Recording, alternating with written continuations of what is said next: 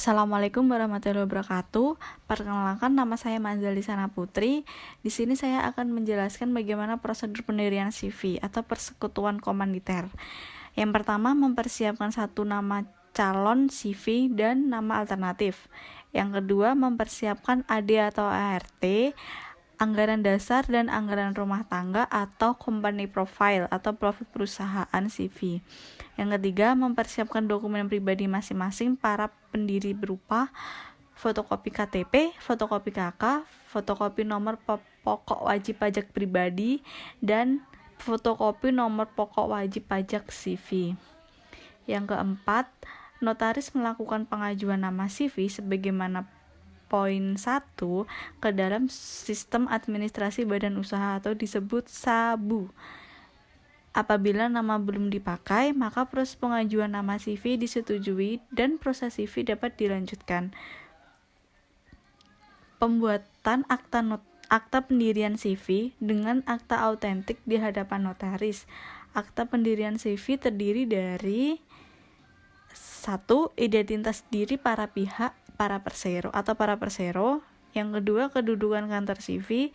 Yang ketiga, jumlah modal yang dinamakan masing-masing persero. Yang keempat, ruang lingkup usaha CV sesuai dengan klasifikasi baku lapangan usaha Indonesia.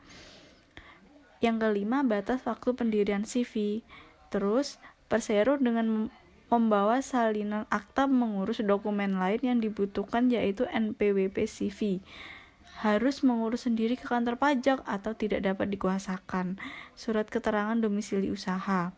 Setelah semua persyaratan di atas terpenuhi, maka notaris melakukan pendaftaran CV di https://sab.ahu.go.id dan mengisi nama CV, singkatan CV, nomor telepon, jangka waktu atau batasan waktu, kedua kegiatan usaha atau KBLI, yang ketiga alamat lengkap kantor CV, yang keempat nomor NPWP pribadi dan CV, yang kelima nomor akta dan data notaris, yang keenam jumlah modal yang ditanamkan, yang ketujuh data pribadi pendiri, yang kedelapan data pribadi pengurus, yang kesembilan data pemilik CV.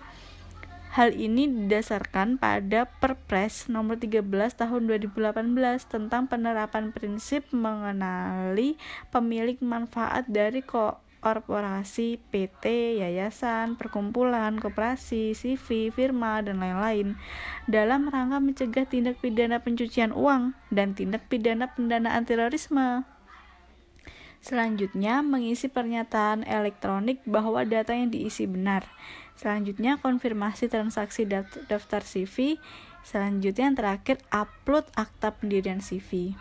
Langkah selanjutnya, melakukan pengunduhan surat keterangan terdaftar dari Kemenkumham, di-print dan diserahkan notaris ke pemilik CV. Terus, ada pendaftaran pada online single submission atau disebut OSS. OSS ini adalah perizinan berusaha yang diterbitkan oleh lembaga OSS untuk dan atas nama menteri, pimpinan lembaga, gubernur atau bupati atau wakil kota kepada pelaku usaha melalui sistem elektronik yang terintegrasi berdasarkan ketentuan dalam PP nomor 24 tahun 2018 tentang pelayanan perizinan berusaha terintegrasi secara elektronik.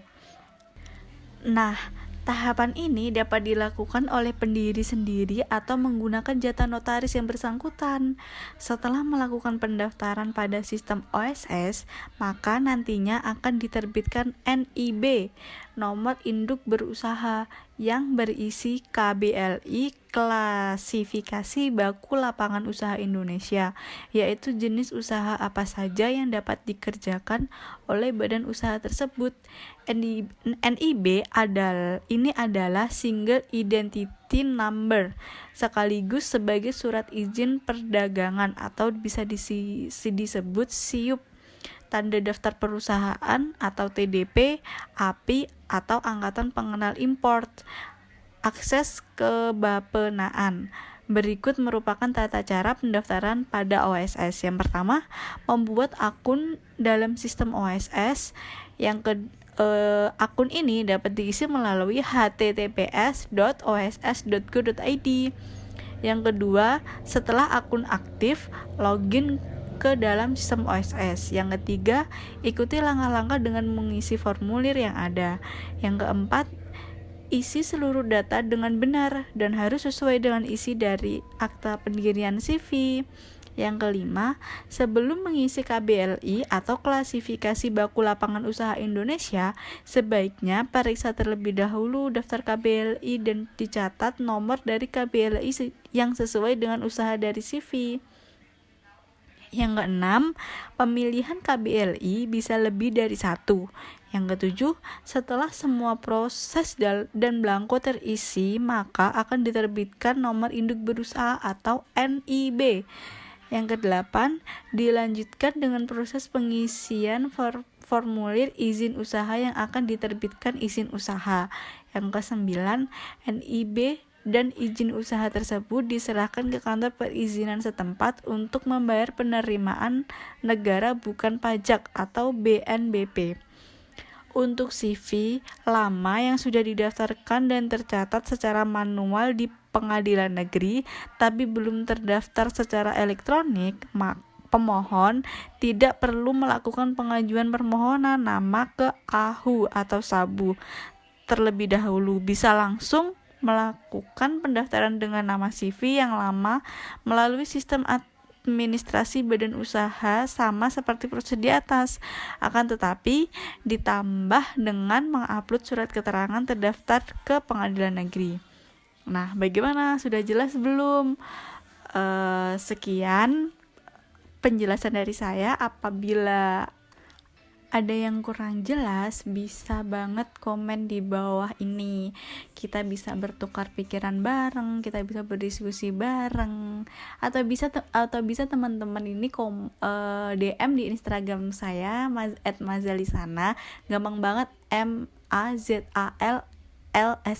Sekian penjelasan dari saya. Wassalamualaikum warahmatullahi wabarakatuh. Sampai jumpa di video selanjutnya. See you next time.